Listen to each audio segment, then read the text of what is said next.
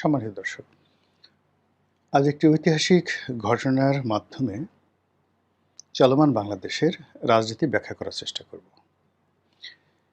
এবং একই সঙ্গে মীর জাফরের যে পরিণতি এবং তার যে কর্মময় জীবন, এই কর্মময় জীবনের সঙ্গে ২০২৬ সনের বাংলাদেশ কিংবা ২০২৭ সনের বাংলাদেশের কী সম্পর্ক রয়েছে এটার একটা সমীকরণ দাঁড়া করার চেষ্টা করব ঐতিহাসিক প্রেক্ষাপটে। তার আগে ইতিহাসটা বলে নেই।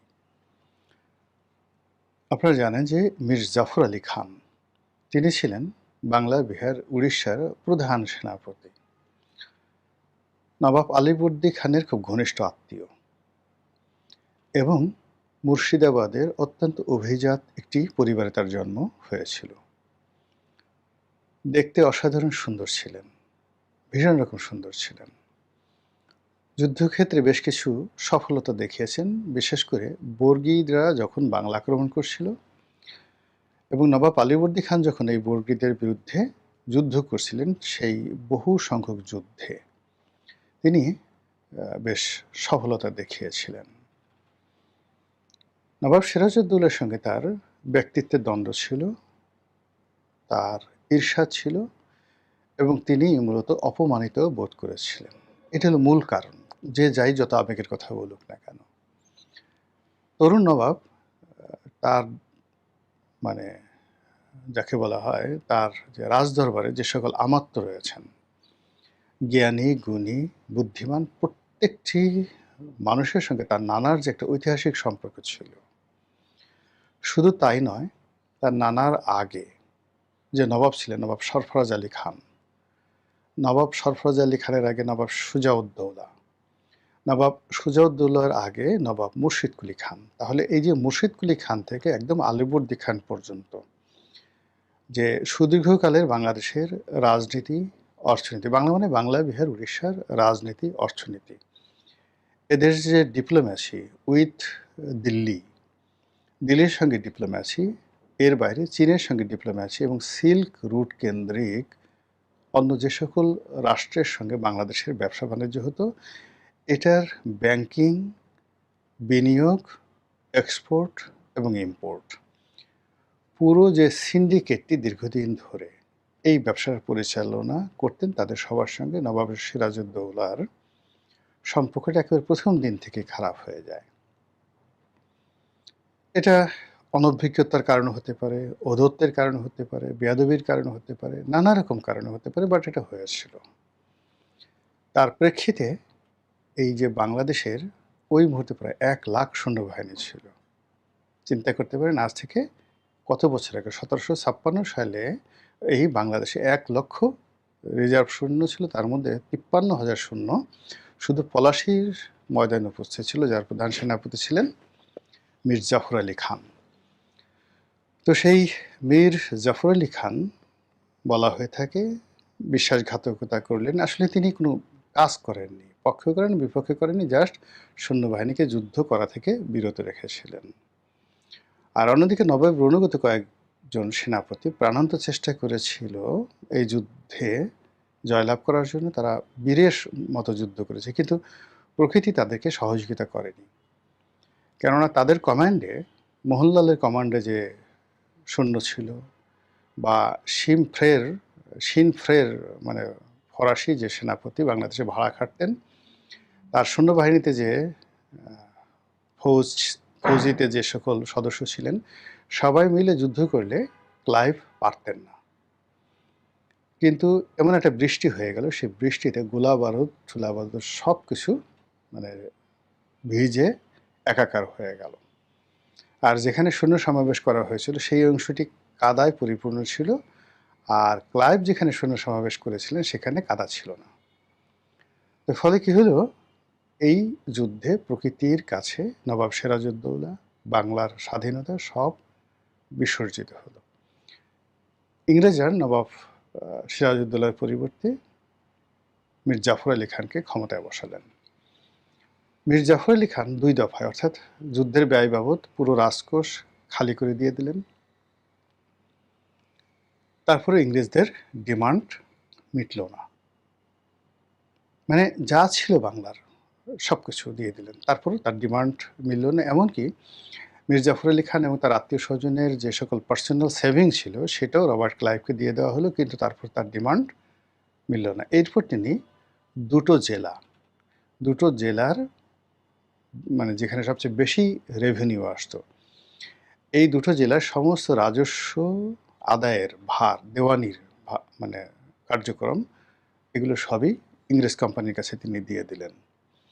কিন্তু তারপরও ইংরেজরা আসলে আরও রেভিনিউ চাচ্ছিল, আরও টাকা চাচ্ছিল। এর প্রেক্ষিতে তারা করলো কি, এই ভদ্রলোককে ক্ষমতা থেকে সরিয়ে তার মেয়ের জামাই Mir Qasim Ali Khan, he is also a traitor, সেও ছিল কিন্তু বিশ্বাসঘাতক। তো সেই মীর কাসিমকে এনে ক্ষমতায় বসালেন। মীর কাসিম প্রথম দফায় কিছু টাকা দিলেন, কিন্তু পরবর্তীতে যেহেতু বাংলায় আর কোনো টাকা ছিল না, তিনি টাকা দিলেন না। টাকা না দেওয়ার কারণে যে পরিবেশ পরিস্থিতি শুরু হলো, সেই পরিবেশ এবং পরিস্থিতিতে আর একটা যুদ্ধ ইংরেজদের সঙ্গে অনিবার্য হলো, এবং সেই যুদ্ধ সম্ভবত মুঙ্গেরের যুদ্ধ বা বক্সারের যুদ্ধ, দুটোর একটা। এই মুহূর্তে আমার ওটা এত কিছু বলার দরকার নেই। তো সেই যুদ্ধে মীর কাসিম আলী পরাজিত হলেন এবং বাংলা থেকে পালিয়ে গেলেন। কিন্তু পালিয়ে যাওয়ার আগে তিনি যে কাজ করলেন সেটা হলো, জগৎ শেঠ থেকে শুরু করে অন্য যে সমস্ত লোক ট্রেইটার ছিল, তিনি তো সবাইকে চিনতেন, because he was the part of the traitor. এই মীর জাফর আলী খান থেকে শুরু করে যারা এই কাজগুলো করেছেন, পুরো নবাব সিরাজউদ্দৌলার বিরুদ্ধে যে কনস্পিরেসি চলেছিল, পুরোটার নেতৃত্বে ছিলেন মিরন এবং মীর কাসিম, এই দুজন। মিরন তার ছেলে আর মীর কাসিম হলো মেয়ের জামাই।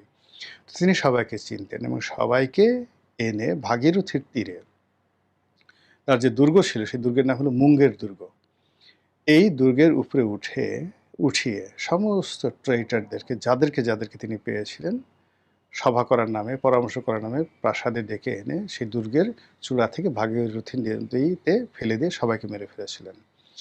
তারপর তিনি পালিয়ে চলে গেছিলেন। এটা অনেক ইতিহাস, একদম দিল্লি পর্যন্ত চলে গিয়েছিলেন। এরপরে আসলে তিনি বসলেন, কিন্তু আসলে তেমন তার করার কিছু ছিল না। দ্বিতীয় মীর জাফর, মানে তার পুনর্জন্ম হলো। ফার্স্ট মীর জাফর গেল, দ্বিতীয় মীর জাফর, তিনি ব্যক্তি একই ছিলেন, কিন্তু তার ব্যক্তিত্ব ভিন্ন ছিল। তিনি তখন কুষ্ঠরোগে আক্রান্ত, বৃদ্ধ হয়ে গেছেন, পাফেট হয়ে গেছেন। ফলে সারা রাজ্যে আইন শৃঙ্খলা মারাত্মকভাবে মানে অবনত হয়ে গেল, বা অবনতি দেখা দিল আইন শৃঙ্খলার। রাজস্ব আদায় যেটা আগে ছিল মীর কাসিমের জমানাতে কিংবা তার আগের জমানাতে যেটা ছিল, সেটি যাকে বলা হয় একেবারে বলতে গেলে কমে গেল। কৃষক বিদ্রোহ দেখা দিল। রাজ্যের বিভিন্ন জায়গাতে দুর্ভিক্ষ দেখা দিল, এবং এই দুর্ভিক্ষের প্রেক্ষিতে তার মৃত্যুর কয়দিন পরে মানবজাতির ইতিহাসের সবচেয়ে বড় ভয়াবহ দুর্ভিক্ষ বাংলা হয়, যেটাকে ৭৬-এর মন্বন্তর বলা হয়। এই মানে এই অব্যবস্থাপনার কারণে সম্ভবত ১৭৭৩ খ্রিস্টাব্দে বা ১৭৭২ খ্রিস্টাব্দে, লর্ড ওয়ারেন হেস্টিংস আসার আগে। তো ১৭৭২ আর এই যে বাংলা ১১৭৬, ৭৬-এর মন্বন্তর যেটিকে বলা হয়, এটা এই কুশাসনের কারণে এবং মীর জাফর পরপর ২ দফা মীর জাফরের ব্যর্থতার কারণে এবং তার জামাইয়ের কারণে। তো যাই হোক, তিনি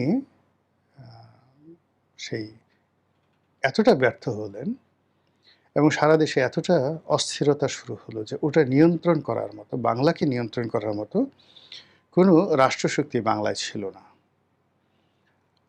আর দিল্লি তখন কার্যত দিল্লির অধীন থাকলেও, দিল্লি থেকে এটা বাংলাদেশে এসে অন্য কোনো গভর্নর, অন্য কোনো সেনাপতি এটা চালাবেন, আউট অফ কন্ট্রোল, যাকে বলা হয় মৎস্যান্যায়। ইতিহাসে বেশ কয়েকবার বাংলাদেশ কিন্তু মৎস্যান্যায় হয়েছে, যখন কোনো অ্যাডমিনিস্ট্রেশন ছিল না। মীর জাফরের মৃত্যুর সেই কয়েক বছর আগের থেকে পুরো বাংলাদেশ একেবারে উইদাউট অ্যাডমিনিস্ট্রেশন, চারিদিকে যে যার মতো চুরি, ডাকাতি, রাহাজানি, খুন খারাপি সব কিছু। এবং এতে করে ইংরেজরা পড়লো সবচেয়ে বড় বিপদে। এর কারণ হলো তাদের যে দুটো প্রেসিডেন্সি ছিল, কলকাতার ফোর্ট উইলিয়াম দুর্গ তারা নির্মাণ করেছিল, এবং ফোর্ট উইলিয়ামকে কেন্দ্র করে বাংলা, বিহার, উড়িষ্যা এই অঞ্চল এবং উত্তর ভারতের কিছু অংশ, এটা তাদের একটা প্রেসিডেন্সির মধ্যে ছিল। আর দক্ষিণ ভারত কেন্দ্রিক তাদের যে প্রেসিডেন্সি ছিল সেটা ছিল মাদ্রাজ প্রেসিডেন্সি। তো এই মাদ্রাজ প্রেসিডেন্সিতে তাদের যে ইনভেস্টমেন্ট ছিল সেটা হলো গোয়া বন্দরকে কেন্দ্র করে। তারপরে যে নরেন্দ্র মোদীর এই গুজরাটকে কেন্দ্র করে তাদের একটা বিগ ইনভেস্টমেন্ট কিন্তু তারা এই বাংলাতে নিয়ে এসেছিল।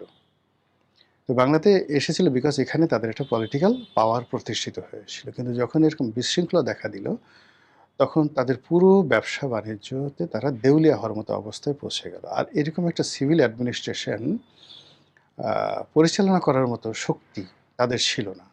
তারা বেনিয়া ব্যবসা করতো, যুদ্ধ করতো, ভাড়াটিয়া সোনা খাটতো, চুরি ডাকাতি রাহাজানি করতো। বাংলাদেশ থেকে সুযোগ পেলে হাজার হাজার নারী এবং পুরুষকে ধরে নিয়ে তারা আফ্রিকা মানে ইউরোপ আমেরিকাতে বিক্রি করতো দাস হিসেবে। এই যে কাজগুলো ইস্ট ইন্ডিয়া কোম্পানি করতো। কিন্তু সত্যিকার অর্থে একটা রাষ্ট্র পরিচালনা করার জন্য তাদের আসলে ওইরকম কোনো লোক ছিল না। ফলে এই কোম্পানির যারা বোর্ড অফ ডিরেক্টরস আছেন তারা সবাই গিয়ে তখন ব্রিটেনের সাহায্য চাইলেন যে we need a administrator and ruler. তো আমরা এখন এই বাংলাদেশে যে অবস্থা হয়ে গেছে এখন সরাসরি আমাদের নিজেদের হাতে ক্ষমতা নিতে হবে। এই তখন বাংলাদেশের প্রথম গভর্নর হয়ে আসলেন এক ভদ্রলোক, তারপর হলো লর্ড ওয়ারেন হেস্টিংস 1773 সালে। এই যে বাংলাদেশের স্বাধীনতা ইস্ট ইন্ডিয়া কোম্পানির হাতে চলে গেল, এটি প্রথমে 100 বছর ওদের হাতে রইল। এরপরে 1857 থেকে শুরু হলো সরাসরি ব্রিটিশ সরকারের শাসন। এই যে ব্রিটেনের যে ইস্ট ইন্ডিয়া কোম্পানি, সেই ইস্ট ইন্ডিয়া কোম্পানি বাংলাদেশ শাসন করেছে বটে, কিন্তু এটাতে ব্রিটিশ সরকারের একটা যাকে বলা হয় আধিপত্য ছিল। তারা গভর্নর জেনারেল নিয়োগ করে দিতেন, সিভিল সার্ভিসে তারা সরকারি লোক নিয়োগ দিতেন, অন্যান্য সরকারি অফিসগুলোতে ব্রিটেনের যারা অভিজ্ঞ তাদেরকে সেই ব্রিটেনের রানী নিয়োগ দিতেন। যেমন ধরেন এখন ইসলামী ব্যাংক চলছে, এখন ইসলামী ব্যাংক বাংলাদেশ ব্যাংক থেকে গভর্নর সাহেব তাদেরকে চেয়ারম্যান ঠিক করে দিচ্ছেন, পর্যবেক্ষক ঠিক করে দিচ্ছেন, বা কোনো একটা প্রাইভেট ফার্ম যখন সেখানে ব্যর্থ হয় তখন সেখানে সরকার ইন্টারফেয়ার করে। তো ইস্ট ইন্ডিয়া কোম্পানিতে তখন ব্রিটিশ সরকারের ইন্টারফেয়ারেন্স ছিল। তো সেই দিক থেকে এই যে নবাব যাকে বলা হয় বাংলার নবাব মীর জাফর আলী খান, তো তাকে যে প্রথমবার ফেল করলো, তারপরে দ্বিতীয়বার আনা হলো, মধ্যে মীর কাসিম এলো, মীর কাসিম অল্প বয়স্ক মানুষ, ফেল করলো, ইংরেজদের সাথে সম্পর্ক খারাপ করলো, আবার বাংলা শেষ হয়ে যাওয়ার জন্য একেবারে সরাসরি ব্রিটিশ শাসন চালুর জন্য দ্বিতীয় দফা মীর জাফরের আগমন ঘটল এবং ক্ষমতায় থেকে তিনি কুষ্ঠ রোগী হয়ে মরলেন। এখন দেখেন তো পৃথিবীর কোনো দেশের সঙ্গে বাংলাদেশের সঙ্গে অতীতে বা বর্তমানে এই মীর জাফরের দ্বিতীয়বার ক্ষমতা